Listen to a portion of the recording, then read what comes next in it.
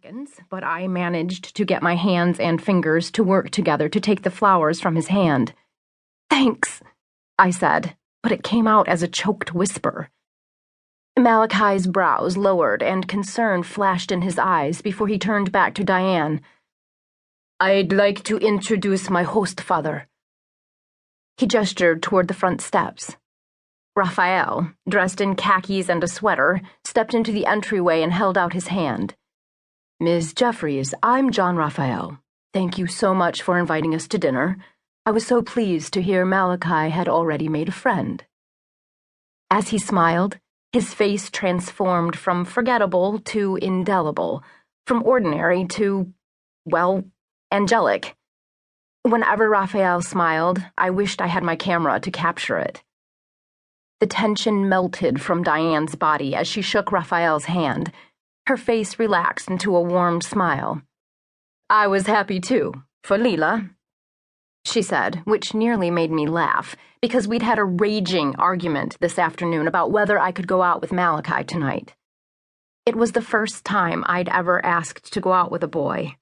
The first time I'd ever mentioned one, actually, and judging by the way she'd clutched at her chest when I did, it really caught her by surprise, especially because things had been so miserable since Nadia killed herself. Diane couldn't understand how I'd snapped out of my grief in the past week. She didn't know I'd followed Nadia into death, that I'd seen my best friend again, that I not only suspected Nadia was in a better place, I knew it at a bone-deep level. I'd made sure of it, in fact. I'd sold my own freedom to make it happen. While Diane and Raphael chatted about the joys of parenting teenagers, I went to the kitchen with the flowers, staring at those thinly veined buds as my throat tightened. I opened a cabinet to pull out a plastic vase, and when I closed it, Malachi was standing beside me. "You don't like them?" he asked. I shook my head. "I love them. It's just, no one's ever given me flowers before." I turned my back, rolling the delicate stems between my fingers. It was one of those cheap grocery store bouquets.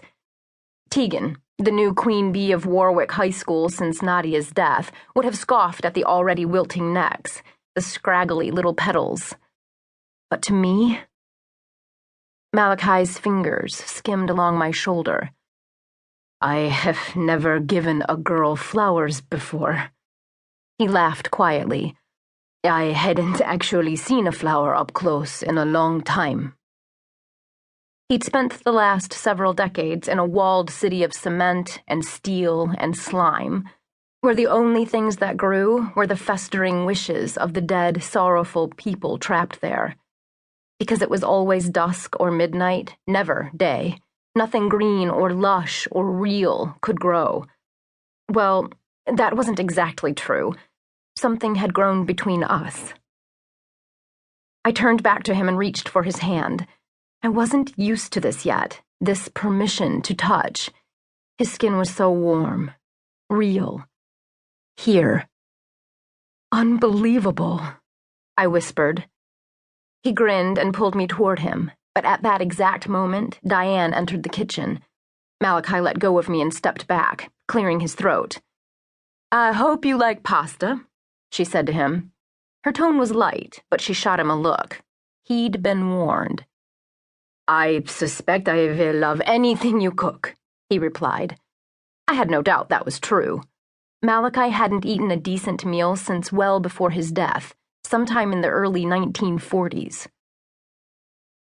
Malachi and I set the table while Raphael poured us each a glass of lemonade. Dinner had been Diane's idea. She had insisted on meeting both Malachi and his people before she would allow me to go out with him. She kept narrowing her eyes, like she was wondering if he'd come armed. I was wondering the same thing, and while I'd seen Malachi kill Mazikin with deadly accuracy and powerful grace, I'd rarely seen him do anything as mundane as setting forks on a table. By the way he watched his own hands and carefully placed each piece of cutlery, he was probably thinking about it as well. I was dying to ask him what was going on inside his head, to finally get to know the real him better. Maybe there would be time for